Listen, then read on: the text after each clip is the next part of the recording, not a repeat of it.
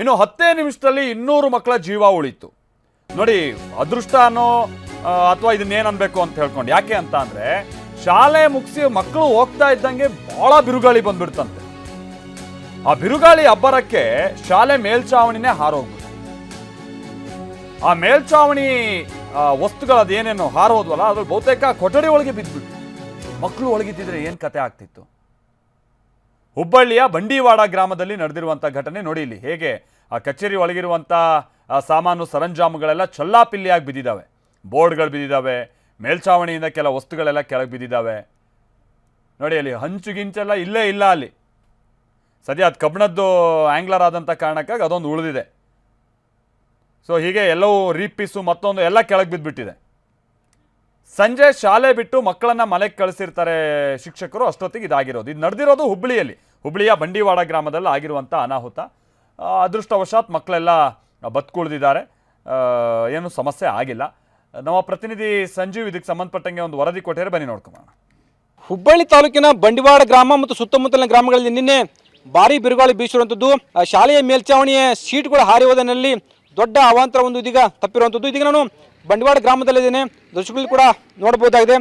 ಬಂಡೀವಾಡ ಗ್ರಾಮದ ಸರ್ಕಾರಿ ಹಿರಿಯ ಪ್ರಾಥಮಿಕ ಶಾಲೆಯಲ್ಲಿ LKG ಇಂದ 8ನೇ ತರಗತಿವರೆಗೆ ಶಾಲೆ ಇದೆ. ಆದರೆ ನಿನ್ನೆ ಸಂಜೆ ಬೀಸಿದ ಭಾರೀ ಬಿರುಗಾಳಿಗೆ ಶಾಲೆಯ ಮೇಲ್ಚಾವಣಿಯ ಶೀಟುಗಳು ಹಾರಿ ಹೋಗಿರುವಂಥದ್ದು.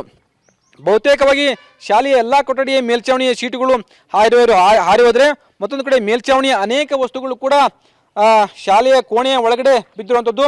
ಕೆಲವು ನಿಮಿಷಗಳಲ್ಲಿ ಏನಾದರೂ ಮೊದಲೇ ಗಾಳಿ ಬೀಸಿದ್ರೆ ನೂರಾರು ಮಕ್ಕಳಿಗೆ ದೊಡ್ಡ ಮಟ್ಟದ ಅಪಾಯ ಎದುರಾಗ್ತಾ ಇತ್ತು. ಆದರೆ ಶಾಲೆ ಬಿಟ್ಟ ಕೆಲವೇ ಕ್ಷಣಗಳಲ್ಲಿ ಈ ಭಾರೀ ಬಿರುಗಾಳಿ ಬೀಸಿದ ಹಿನ್ನೆಲೆಯಲ್ಲಿ ನೂರಾರು ಮಕ್ಕಳು ತಮ್ಮ ಒಂದು ಪ್ರಾಣವನ್ನು ಉಳಿಸಿಕೊಂಡಿದ್ದಾರೆ. ಬಂಡೀವಾಡ ಗ್ರಾಮದಲ್ಲಿ LKG ಇಂದ 8ನೇ ತರಗತಿವರೆಗೆ ಶಾಲೆ ಇರುವಂಥದ್ದು.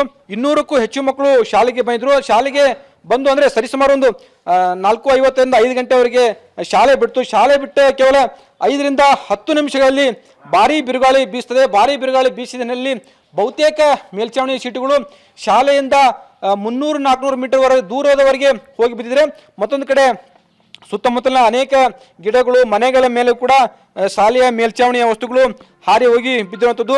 ಬಹುತೇಕ ವಸ್ತುಗಳು ಬಿದ್ದಿರುವಂಥದ್ದು. ನಂತರ ಮಳೆ ಆದಿನಲ್ಲಿ ಬಹುತೇಕ ವಸ್ತುಗಳು ಇಲ್ಲೇ ಬಿದ್ದು ಹಾಳಾಗಿ ಹೋಗಿರುವಂಥದ್ದು. ಈ ಬಗ್ಗೆ ಮಾತಾಡಲಿಕ್ಕೆ SDMC ಅಧ್ಯಕ್ಷರವರು ಮಾತಾಡ್ತಾನೆ. ಏನಾಯ್ತು ಸರ್ ನಿನ್ನೆ ಸರ್ 5:15 5:20ಕ್ಕೆ ದೊಡ್ಡ ಬಿರುಗಾಳಿ ಬಿಡ್ತೀರಿ ಸರ್.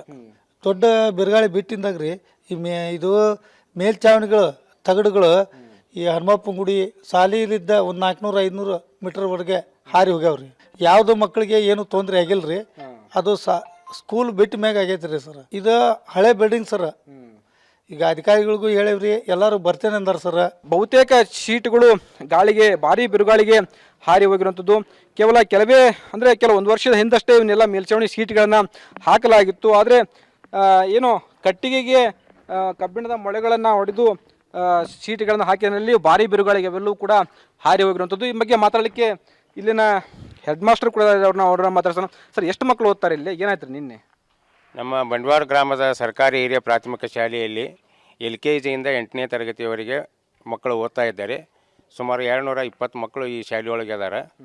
ಆಮೇಲಿಂದ ನಿನ್ನೆ ಶಾಲೆಯ ನಡೆದ ಅವಧಿಯ ನಂತರ, ಶಾಲಾ ಅವಧಿಯ ನಂತರ ಅನಿರೀಕ್ಷಿತವಾಗಿ ವಿಪರೀತವಾದ ಬಿರುಗಾಳಿಗೆ ಶಾಲಾ ತಗಡುಗಳು ಹಾರಿ ಸುಮಾರು ಒಂದು 100-200 ಮೀಟರ್ ದೂರ ಹೋಗಿ ಬಿದ್ದಾವು.